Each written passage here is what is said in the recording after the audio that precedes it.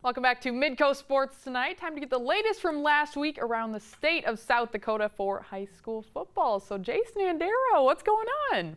Not much. What's going on with you, Kelly? It is playoff time. That's what's up, though. And we will have our weekly playoff picks coming up tomorrow with Craig Maddock of KWSN Radio and Brian Henshin of the Argus Leader Media. So we thought we'd take a quick swing around the state for one last look at how the regular season ended this week.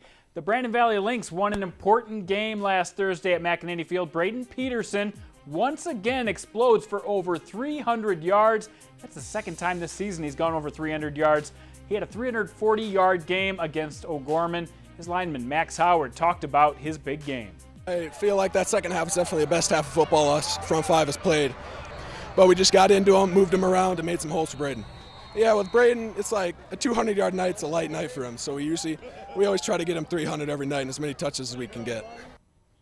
Got to go for 300 yards. That's how it works. That win allowed Brandon Valley to move to the 3 seed, which postpones a potential matchup with Sioux Falls, Washington until the finals. But it does pit them against a tough first-round opponent in Rapid City Stevens. Moving on to Class 11A, there were 3 games that saw playoff teams match up in the last game of the regular season. Madison beat Del Rapids. St. Thomas More took out Todd County. Dakota Valley outlast T Area. Those 3 games taught us a lot about what to expect coming up in this class.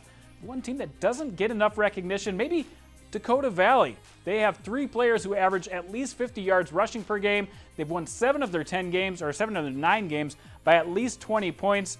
And their defense has been outstanding. 15 sacks, 69 tackles for losses, multiple defensive touchdowns.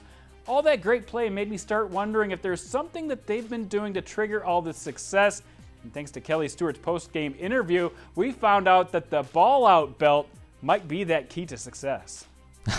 This is the ball-out champion belt. So if you create a turnover, have a pick, or force a fumble, you're the ball-out, what we call a champion. So we hand out a belt. And we have a special group of guys, and so it's been an awesome year and super fun. I think we might need a ball-out belt to motivate some people around here. Again, be looking for those picks on our playoffs coming up tomorrow and tomorrow's show.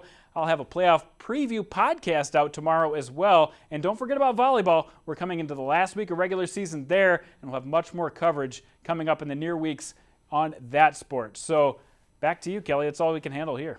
All right, thanks, Jandy. I think we need a ball-out belt for head-to-head. That'd be good. All right, well, when we come back, we check into the Twitterverse to see what some athletes are saying off the field. Athlete tweets are coming up next on Midco Sports Tonight.